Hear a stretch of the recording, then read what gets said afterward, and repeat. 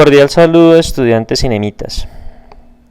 En esta ocasión vamos a resolver una situación problema relacionada con el teorema de Pitágoras.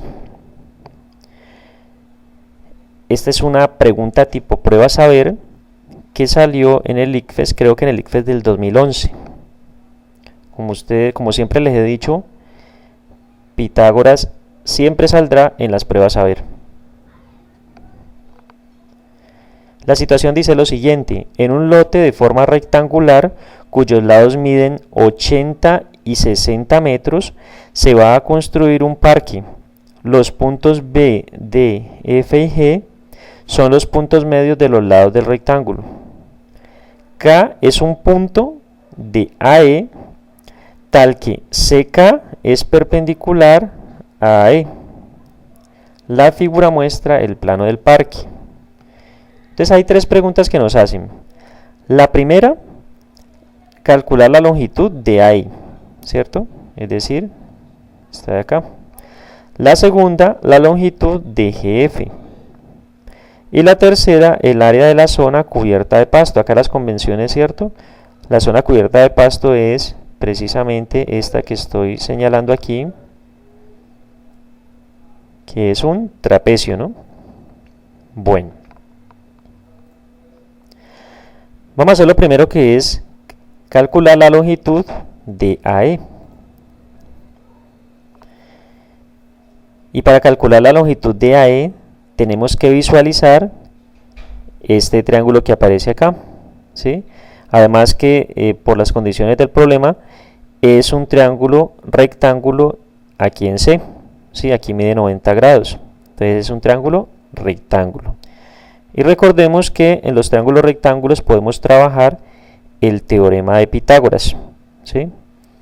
Entonces, para trabajar el teorema de Pitágoras, siempre vamos a construir los cuadrados sobre los lados del triángulo.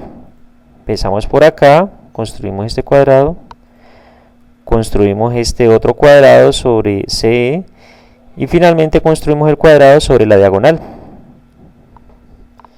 Ahora bien, en este primer cuadrado, ¿cierto? Como tiene el lado 80 metros, significa que su altura también es 80 metros porque es un cuadrado. Luego el área será 80 por 80, es decir, 6.400 metros cuadrados. Para este cuadrado tenemos que el lado mide 60.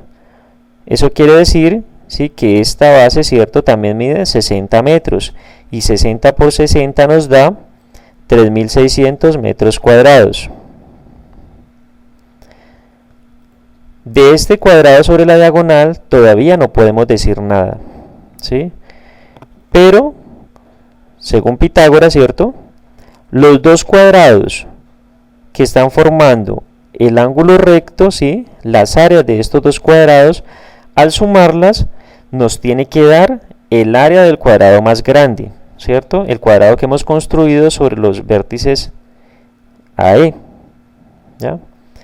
Entonces ahí ya estamos aplicando Pitágoras. Al sumar estos dos valores, estas dos áreas, nos dan 10.000 metros cuadrados, ¿sí?, que corresponde precisamente, ¿sí?, al área de ese cuadrado sobre la diagonal. Ahí lo tenemos. Pero aún no hemos resuelto el problema porque nos están preguntando es por la medida de AE, ¿cierto? Y aquí lo que tenemos es el área del cuadrado construido sobre AE. Entonces, para poderlo calcular, noten ustedes que si tenemos aquí un cuadrado, ¿cierto?, y su área es 6.400, el lado mide 80. Tenemos un área acá de 3.600 metros cuadrados y su lado mide 60 metros. Entonces hay una operación que a mí me permite pasar, ¿cierto?, del área del cuadrado a la medida de su lado, ¿sí?, y es precisamente la raíz cuadrada. Si tenemos el área de un cuadrado, le aplicamos la raíz cuadrada, ¿cierto?, e inmediatamente obtenemos la medida de su lado. Entonces la raíz cuadrada, por ejemplo, de 6.400 es 80 metros. En este otro cuadrado, la raíz cuadrada de 3.600 metros cuadrados nos da 60 metros.